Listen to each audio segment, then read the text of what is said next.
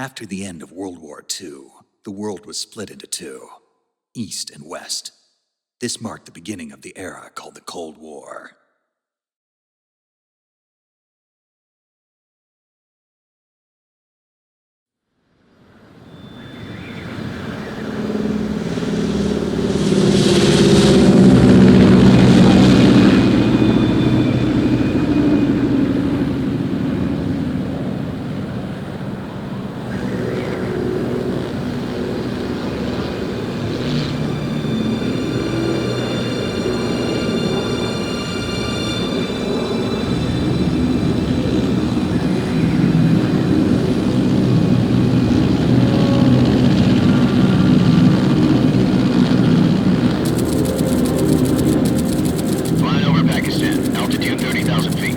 Approaching Soviet airspace. 20 minutes to drop off. Commencing internal depressurization. Equipment check. Arm main parachute. All right. You ready to go? Drop zone still showing a high pressure mass. Cav okay. Good. We've got high visibility.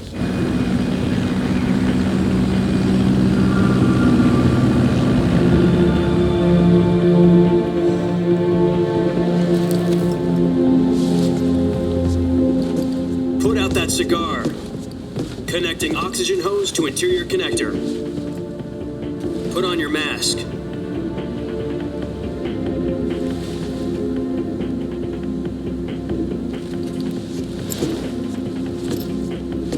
Does this panty waste know what he's doing? Approaching release point.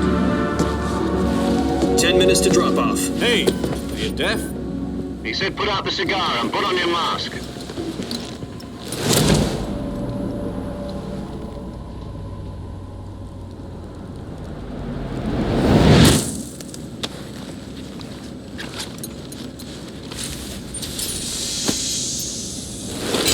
Depressurization complete. Checking oxygen supply.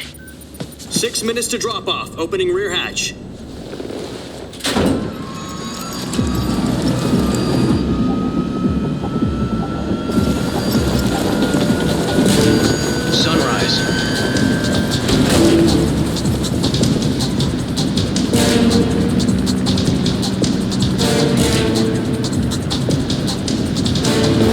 Temperature minus 46 degrees Celsius.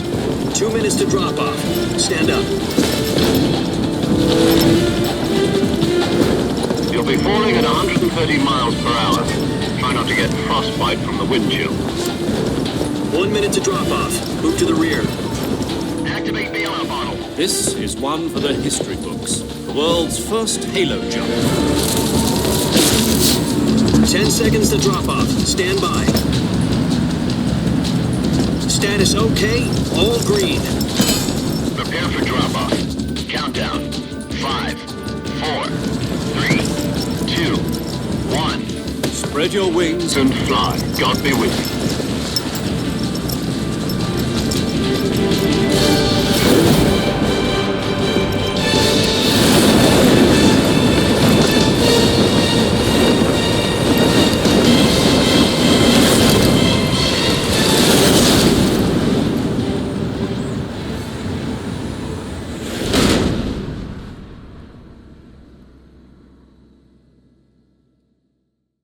Jack, I've got some important news.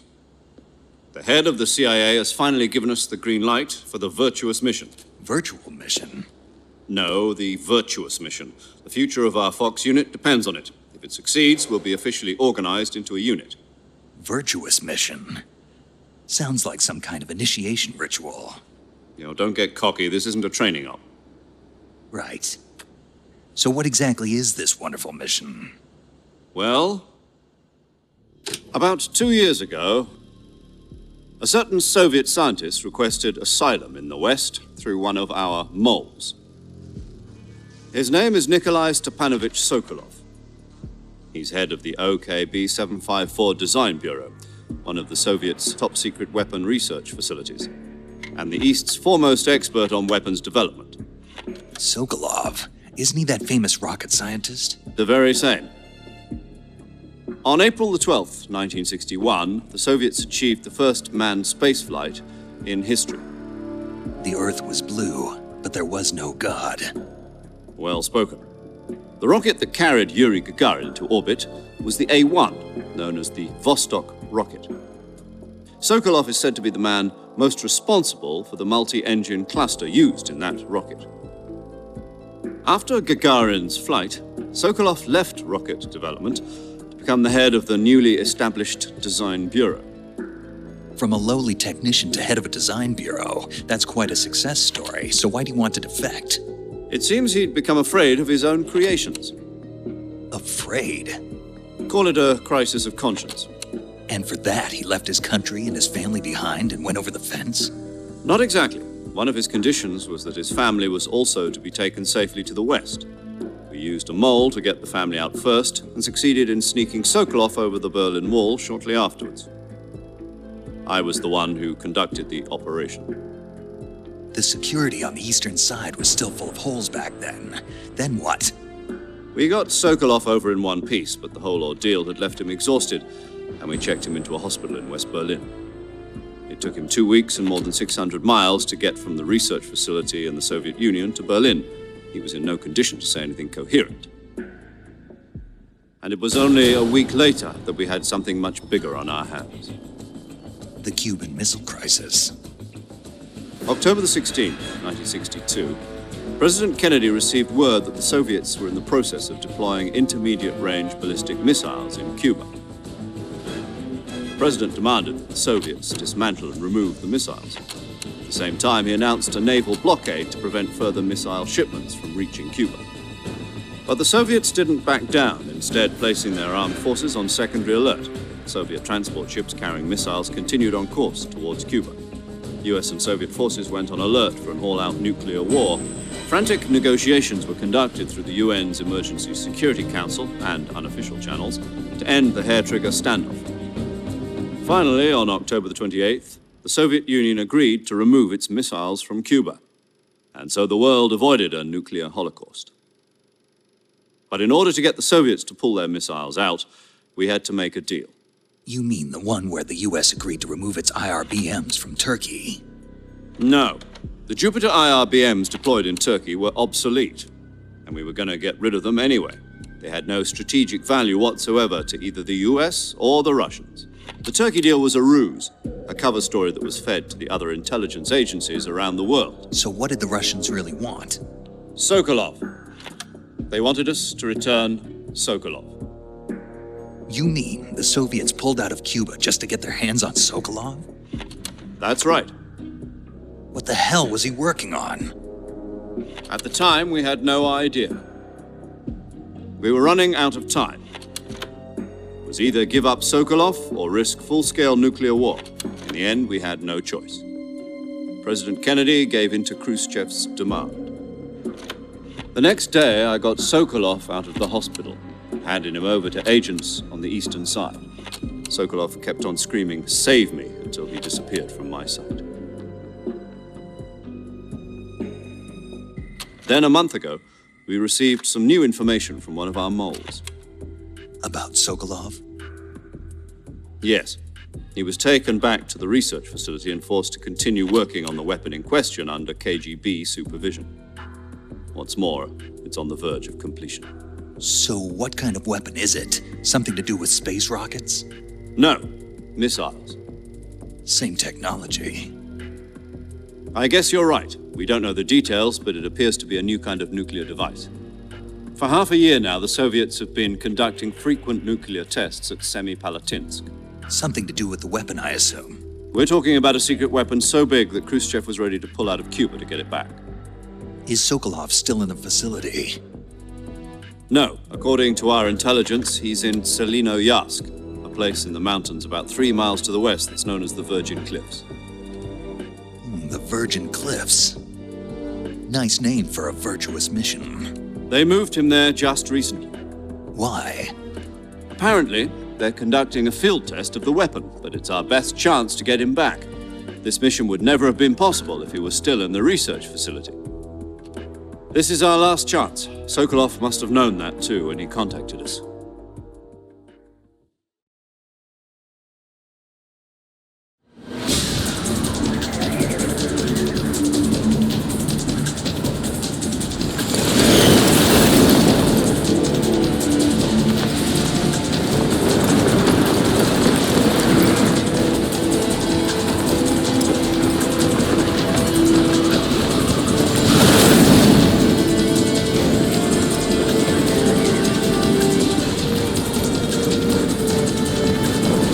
Listen up, Jack. Your mission is to infiltrate Selino-Yarsk in the Soviet mountains, ensure the safety of Sokolov, and bring him back to the west.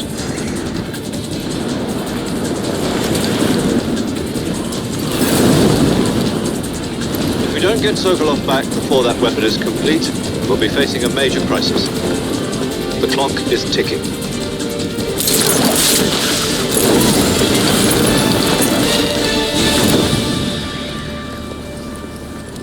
Once we've confirmed the rescue of Sokolov, stand by at the recovery point. A recovery balloon will be dropped at that point. Helium will be pumped into the balloon to inflate it. The process takes about 20 minutes. Once it's complete, the gunship's arm will latch onto the balloon and pull it up. The Fulton surface-to-air recovery system. I'm familiar with the theory. Take it easy. It's been combat proven. Do you think Sokolov is up to it? The shock will be less than during a parachute jump, and the arm can handle up to 500 pounds. So you're planning on going over the border in a single combat Talon? She's equipped with two 6-barrel 20mm Vulcan cannons, as well as two 40mm machine guns. Sounds like she could hold her own against a battalion of tanks. Even with the fuel in the reserve tank, we're facing a 4-hour time limit. If all goes well, it shouldn't take more than a few hours. Home in time for dinner. But if anything goes wrong, you'll be eating dinner, breakfast, and all the rest of your meals in the jungle.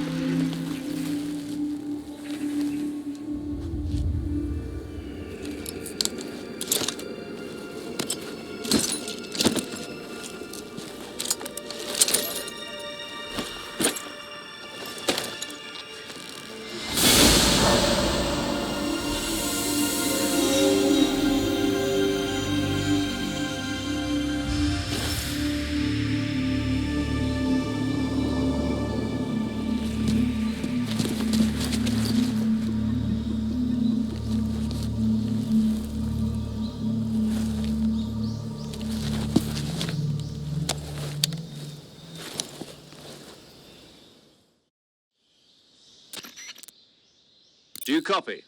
You're already in enemy territory, and somebody might be listening in. From here on out, we'll be using code names to refer to each other. Your code name for this mission will be Naked Snake. I'll be referring to you as Snake from now on. You're not to mention your real name. Snake? Oh, you don't like snakes? What do you mean? In survival training. I'm glad to hear that. I don't know if I... Be careful. What about you? I'll be Tom. Call me Major Tom. This will be a sneaking mission. You must not be seen by the enemy. You must leave no trace of your presence. Is that clear? This kind of infiltration is the Fox unit's speciality. In other words, weapons and equipment are procured on site. That goes for food. You're completely naked, just as your name. Great. I suppose calling... No. Gotcha. You'll also... I see. Nope. My frequency is 140.85. If you need to talk... Okay.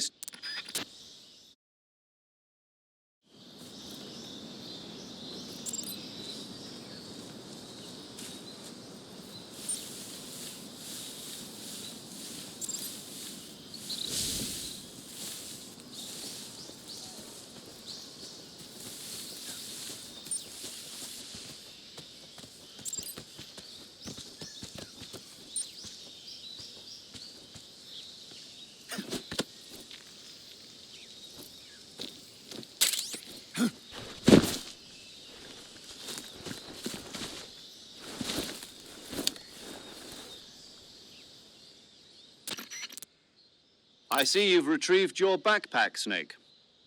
To equip a weapon...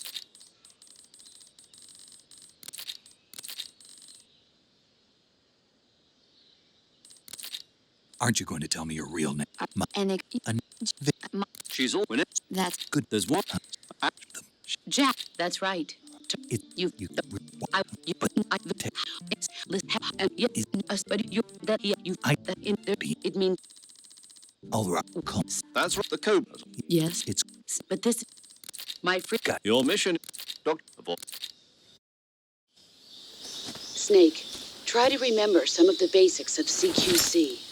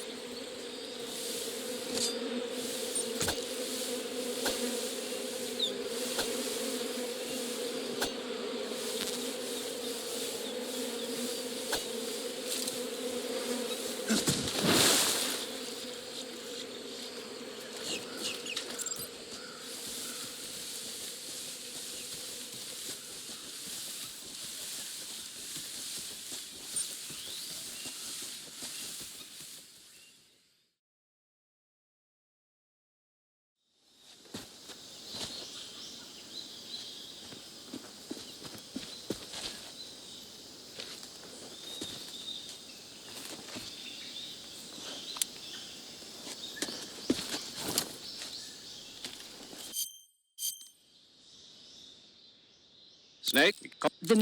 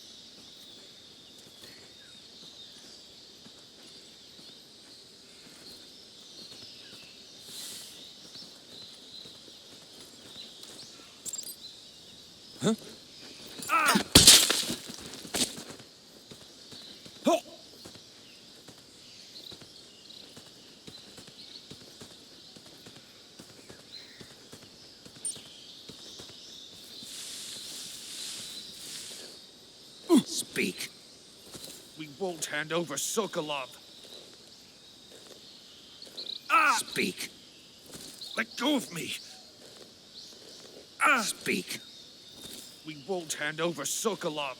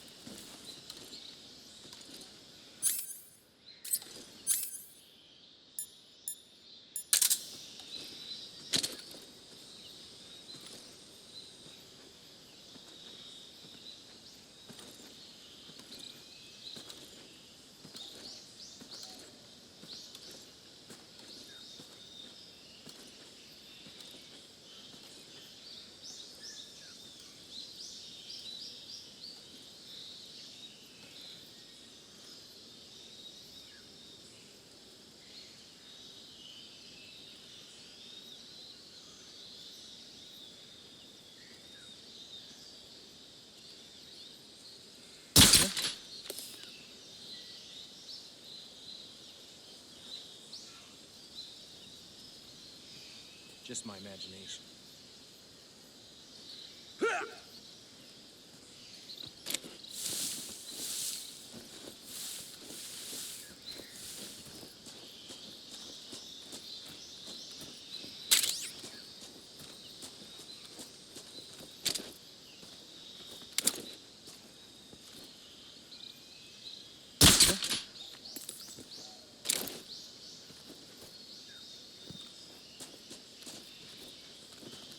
Just my imagination.